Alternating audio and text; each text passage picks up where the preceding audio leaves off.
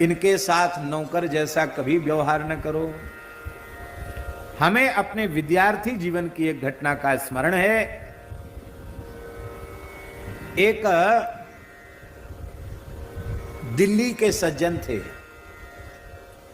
उनका नाम भी हम जानते, लेकिन नाम हम लेंगे नहीं, पुरानी बात है, अब तो उनका शरीर भी नहीं होगा। परम श्रद्धेय पूज्य श्री सुदामा दास जी महाराज के विशेष भक्त थे वो।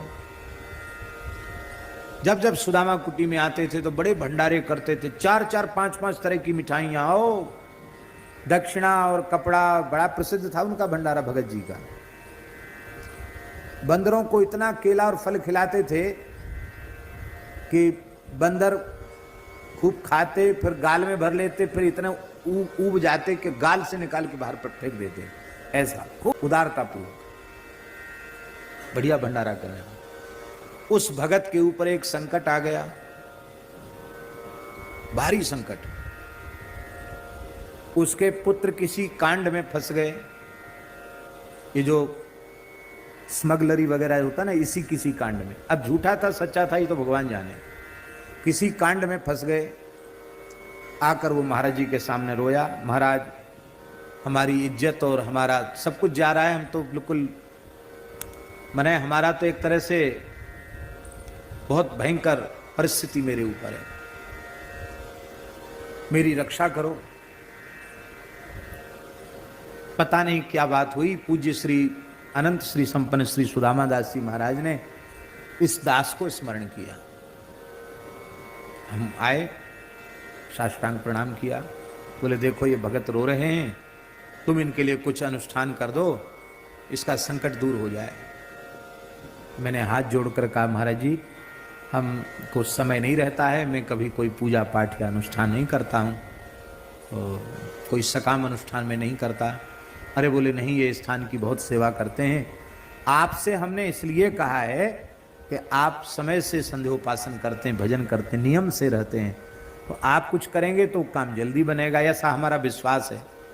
तो मैंने कहा मैं महाराज जी से पूछ लूँ। बोले पूछ लो महाराज जी से। मैंने गुरुदेव भक्तमाली जी से पूछा। महाराज जी ने कहा भाई देखो वो मालिक हैं, उनके आश्रम में हम लोग रहते हैं, पूज्य बड़े महाराज जी के, वे जो आज्ञा दें आश्रम में रहने वालों को उसका पालन करना चाहिए। महाराज जी आदेश दे रहे हैं, तुम नहीं करते हो, पर वो बड़ों का आदेश तो मानना चाहिए कि नहीं। तो महाराज जी जो कहें सो अनुष्ठान कर दो। तो पूज्य महाराज जी ने 21 दिन का हनुमान जी का अनुष्ठान बताया हमको। पूज्य श्री सुदामा दास जी महाराज ने 21 दिन का हनुमान जी का अनुष्ठान हमको बताया। उन्होंने ही बताया कि इस विधि से करना है, ऐसे करना है। तो नीचे हनुमान जी हैं, वहां अनुष्ठान दास करने लग गया। ठाकुर जी की कृपा हुई, हनुमान जी ने सुन लिया और वो उनका पुत्र उस कांड से बच गया, बाहर निकल गया। बाकी लोगों को तो जो हुआ सो हुआ, लेकिन वो उस कांड से बाहर निकल गए, बच गए। अब तो बड़ी प्रसन्नता हुई। अभी पूरे 21 दिन कहाँ हुए थे, शायद 10-15 दिन में ही हनुमान जी ने सुन लिया। आकर उन्होंने सूचना दी, महाराज जी बोले 21 दिन पूरे होने दो। पूरे हुए।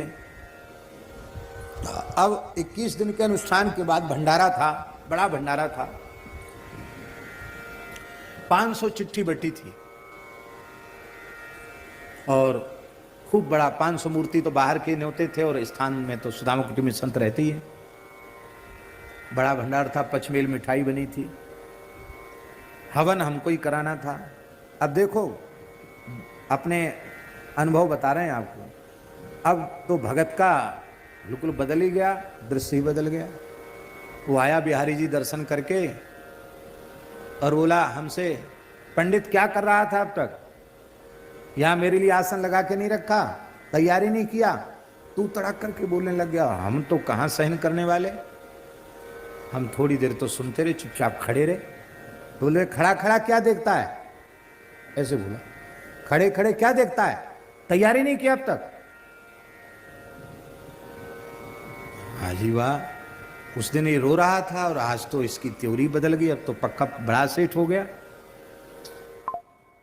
हमने कहा श्रीमान जी आप किससे बात कर रहे हैं। बोले तुमसे बोल रहे हो, किससे बोल रहे हैं। मैं कौन हूं? बोले विद्यार्थी हो। उसने कहा विद्यार्थी तुम ही? बोले बिल्कुल ठीक है, लेकिन इस समय मैं तुम्हारा आचार्य हूं, तुम मेरे यजमान हो, ये बात तुम भूल गए। तो तुम ऐसा व्यवहार मेरे साथ कर रहे हो जैसे तुम अपना नौकरों के साथ व्यवहार करते हो।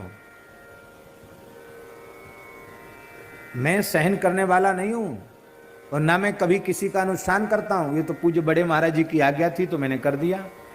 अब तुमको जो अच्छा मिले उससे तुम करवाना, जो तुम्हारी तू तड़ाक सहन करे उससे करा, मैं नहीं कराता। उठ कर चले गए। बोला बड़े बड़े लोग हमको जो है क्या क्या हमको आदर देते हैं। मैंने कहा उनको तुमसे धन चाहिए, हमें तुमसे क्या चाहिए जो हम तुमको तुम्हारी जी हजूरी करें? हमें तुमसे कुछ चाहिए नहीं तो हम तुम्हारी जी हजूरी क्यों करेंगे? चले गए। सोई पीछे पीछे, मैं अरे पंडित जी क्षमा कर दो। मैंने कहा देखा ही नहीं, फिर हम चले गए, ऊपर चले गए। तमक के आ रहे तो महाराज बोले क्या हुआ? मैंने कहा अरे बोले कोई बात नहीं, बड़ा बूढ़ा है। कहते मैंने कहा नहीं नहीं महाराज जी अब हम नहीं जाएंगे। मन दुखी हो गया। वो तुरंत गया बड़े महाराज जी के पास। तब बड़े महाराज जी इधर ही रहते थे, बल्ली पार नहीं गए थे, तब की बात है। बड़े महाराज जी के पास गया। बोलो पंडित जी तो नाराज होके चले गए, हमन हमारा कैसे होगा? महाराज जी बोले तुमने उनसे कुछ कह दिया होगा। बोले मैं तो बच्चा जान कह सकता। बोले नहीं, तुम्हारा बिल्कुल सब बिगड़ जाएगा, उनको मना लो कैसे भी करके। बोले वो तो बहुत नाराज है, मैं नहीं जाऊंगा उनके पास, आप ही बुलवाइए। फिर महाराज जी ने मुझे बुलवाया। बोले देखो आप ब्राह्मण हो, आपके हृदय में क्षमा होनी चाहिए, उनको क्षमा कर दो। मैंने कहा महाराज वो तो ठीक है, लेकिन इनका व्यवहार, ये उस दिन ऐसे बोल रहे थे आपके सामने, अब ऐसे हो गए। महाराज जी मैं आप क्षमा करना हमारे अपराध को, और किसी को आदेश कर दो। मैंने तो क्षमा कर दे, लेकिन अब हम करा नहीं पाएंगे इनका हवन। फिर महाराज जी ने दूसरों को आदेश दिया, किया, हवन हुआ। और दक्षिणा तो खैर मैंने ली, लेकिन लेकर के मैंने रखी नहीं। मैंने महाराज जी को कहा भैया तुरंत उसको गौ सेवा में लगाओ, मुझे इसको रखना भी नहीं। हम तो रखते भी नहीं थे, जो आया वो महाराज जी के चरणों में अर्पित करते थे। ये अनुभव की बात भाई। देखो अग्नि जलाती है,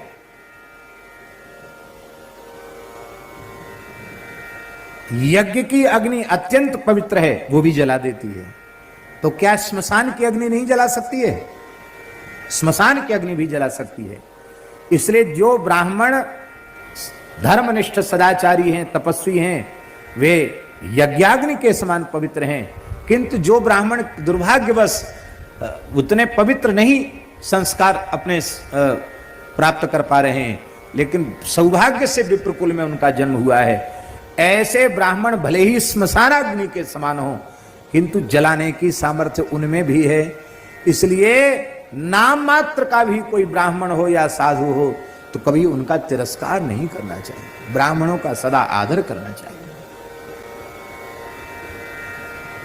बड़े लोगों में यही होता है, वो चेला नहीं बनते हैं, वो चेला बनाते हैं। बोलो भक्तवत्सल भगवान की। वो गुरुजी कोई चेला बना लेते हैं, फिर गुरुजी को उनकी जी हजूरी करना पड़ती है। हो सकता है एयरपोर्ट पर उनकी अगवानी करने भी जाना पड़े, और हो सकता है उनको गेट तक छोड़ने और गेट तक लेने भी आना पड़े, ज्यादा बड़े लोग।